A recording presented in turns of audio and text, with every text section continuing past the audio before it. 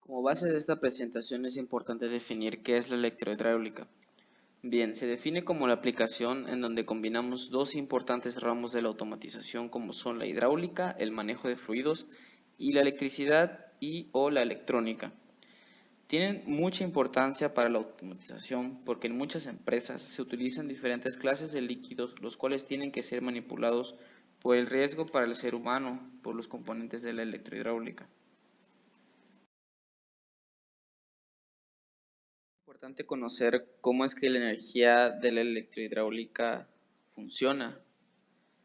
En primer lugar, se recibe una energía electromecánica por medio de alguna bomba de instalación, la cual el fluido del trabajo puede ser aceite o puede ser agua.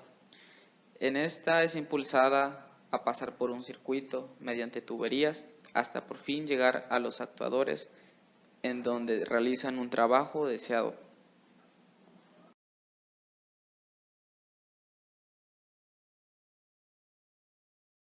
Para destacar, es importante conocer cómo contribuye en la automatización la electrohidráulica. Principalmente contribuye a la industria y a la sociedad en unos aspectos muy importantes como el manejo de diferentes fluidos para el funcionamiento de muchas empresas que usan los equipos automatizados. Existen componentes que se utilizan para automatizar, como son las máquinas de producción y montaje, equipos de elevación, prensas, máquinas de moldeo y las grúas. En este punto voy a destacar fortalezas y habilidades que tiene la electrohidráulica. Esencialmente hablando, la diferencia que existe en el área de diseño de circuitos es poca entre la neumática y la hidráulica. La robustez de los elementos hidráulicos es mucho mayor que los neumáticos. Los dispositivos de seguridad y el empleo de bombas en vez de compresoras son algunas de esas diferencias. Por lo mismo, no existe mayor dificultad para pasar de manera inmediata a la solución de problemas simples en el área de la electrohidráulica.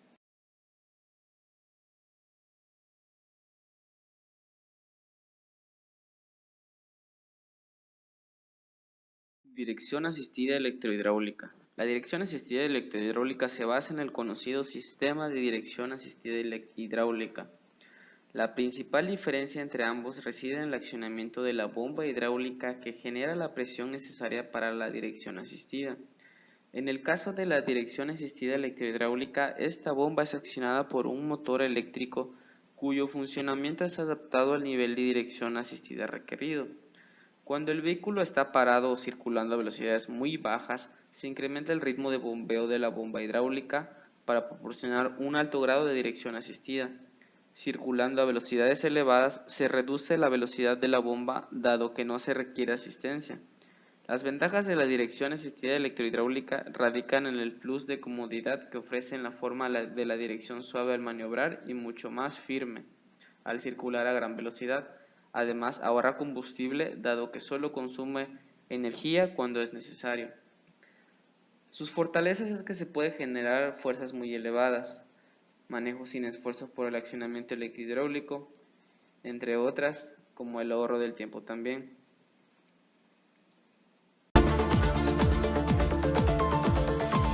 La dirección asistida hidráulica emplea una válvula rotativa intercalada entre el piñón que acciona la cremallera y la columna de dirección.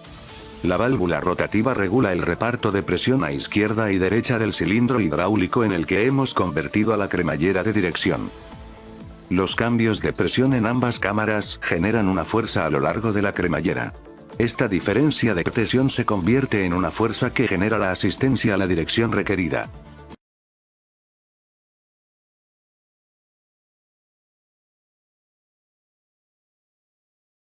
La electroválvula es una válvula electromecánica diseñada para controlar el paso de un fluido por un conducto o una tubería. La válvula se mueve mediante una bobina solenoide. Generalmente no tiene más que dos posiciones, abierto y cerrado o todo y nada.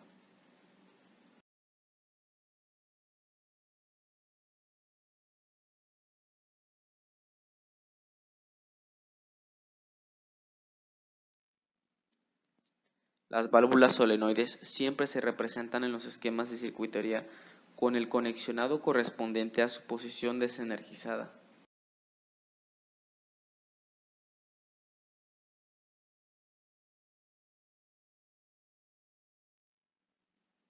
Un científico estadounidense de nombre Joseph Henry descubrió un fenómeno electromagnético llamado autoinductancia e inductancia mutua.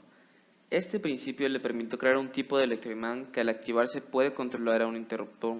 Ese es el principio del relevador.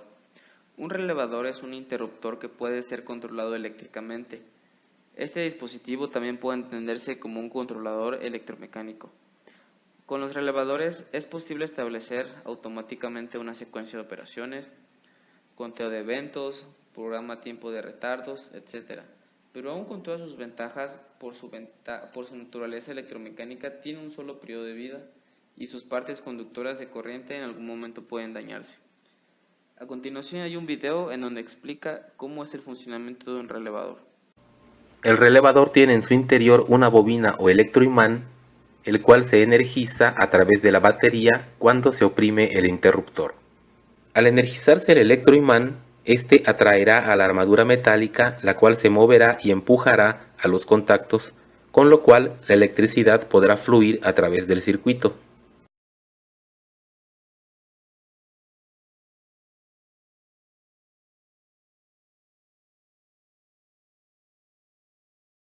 La mayoría de los relevadores tienen más de un par de contactos.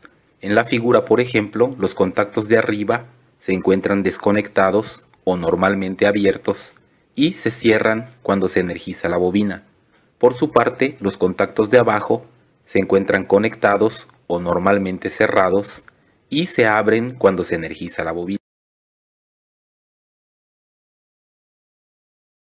Esquematizando la información de los relevadores, tenemos las ventajas como también tenemos las desventajas. Una desventaja muy grande es que solo tiene un periodo de vida y que en algún momento puede dañarse. Sin embargo, una ventaja es que este tiene una secuencia de operaciones y también tiene programas, tiempo de retardo, de conteo y eventos. En otra parte, la desventaja también es que la lógica en el panel es establecida desde un principio por los diseñadores y no puede ser modificada. Esto nos lleva a pérdida de tiempo, trabajo y materiales.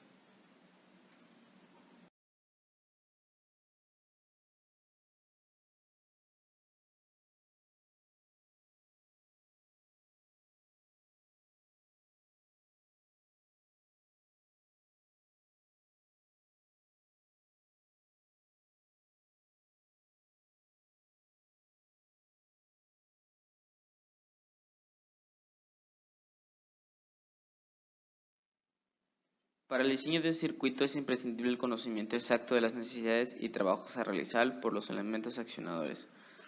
Esto quiere decir en las variables fuerza, tiempo, ciclo, etc. Es muy importante saber exactamente cuándo parar, cuándo aumentar, cuándo cambiar de velocidad, etc. En un diseño de un circuito electrohidráulico necesitamos tomar en cuenta ciertas cosas. En el diseño de los croquis es muy importante definir sus componentes, ya sea por su tipo de conexión, por su tipo de fluido, por su montaje o por su escala de indicadores. También los elementos accionadores necesitamos ver las variables a controlar y las variables que están fallando, por ejemplo las velocidades, las fuerzas, los tiempos, los ciclos. Todo esto dentro de un cierto rango y cierta tolerancia.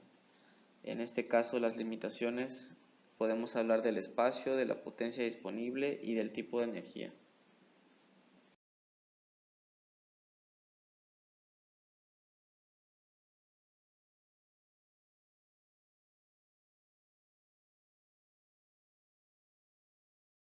En unas válvulas secuenciales tienen como función, luego de alcanzar cierta presión, integrar una señal de salida. Esta señal de salida puede ser dentro del campo de las presiones bajas o normales y también puede ser eléctrica. A continuación vamos a ver un video de cómo es el funcionamiento de un cilindro de simple efecto. Este es un cilindro de simple efecto. Se representa por su símbolo ISO. Obsérvese que el símbolo indica que el cilindro tiene una sola conexión de entrada de aire y un muelle de retroceso. Cuando se aplica aire comprimido a la conexión de entrada del cilindro, el aire empuja al émbolo. Si la fuerza generada por la presión es mayor que la fuerza del muelle, el émbolo se desplaza comprimiendo el muelle y haciendo avanzar el vástago del cilindro. Cuando se libera la presión, el muelle devuelve al émbolo de nuevo a su posición inicial, haciendo retroceder el vástago. La fuerza del muelle, la presión del aire y la superficie del émbolo determinan la capacidad de trabajo del cilindro. El cilindro de doble efecto. El cilindro de doble efecto se distingue por sus dos conexiones útiles. Veamos cómo funciona. El cilindro de doble efecto es sometido a presión alternadamente en ambos lados para ejecutar los movimientos de avance y retroceso. Ello significa que puede ser utilizado para realizar trabajos en ambas direcciones, es decir, para empujar y tirar.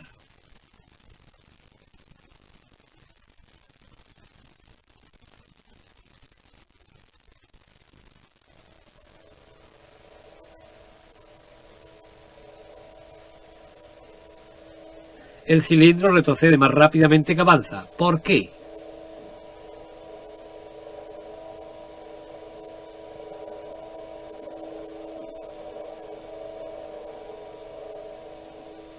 Aquí vemos por qué. La cámara del lado del vástago es más pequeña. Además, la superficie útil del émbolo es más pequeña por la presencia del vástago. En la práctica se suelen utilizar cilindros con una relación definida entre las dos superficies del émbolo y, en consecuencia, entre los volúmenes de las dos cámaras. Tal relación suele ser de exactamente 2:1. Estos cilindros son denominados cilindros diferenciales. De lo dicho se deduce lo siguiente. Si la fuerza F1 igual a P por A, y si la fuerza F2 igual a P por A entre 2, ello significa que la fuerza vigente en el movimiento de retroceso es la mitad de la fuerza aplicada al avanzar. Sin embargo, la cámara del lado del vástago, teniendo la mitad del volumen y siendo igual al caudal volumétrico, se llena en la mitad del tiempo con aceite. Ello significa que el émbolo retrocede a la doble velocidad. Asimismo, el caudal volumétrico de aceite de reflujo también es el doble, porque necesariamente tiene que refluir la doble cantidad de aceite en el mismo tiempo. Por ello se produce una presión dinámica. Estas circunstancias tienen que tomarse debidamente en cuenta al elegir un cilindro hidráulico.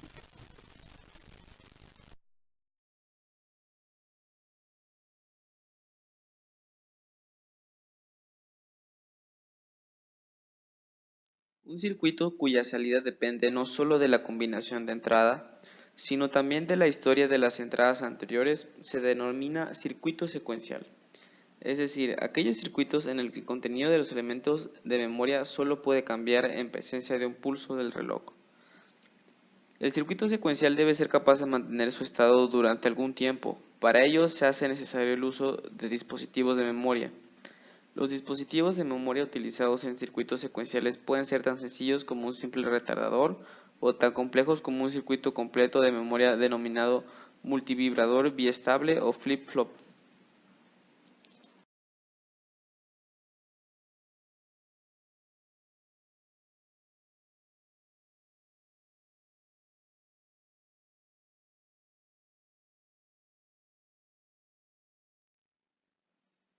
Existen industrias manufactureras muy grandes en donde se tienen implementados procesos que poseen la necesidad de emplear elevadas cantidades de energía. El empleo de la energía hidráulica se hace presente en este momento. Máquinas de producción y montaje, equipos de elevación, prensas, máquinas de moldeo, grúas, entre otros, son áreas en donde se requieren grandes esfuerzos y presiones que tanto la energía neumática como eléctrica no son apropiadas.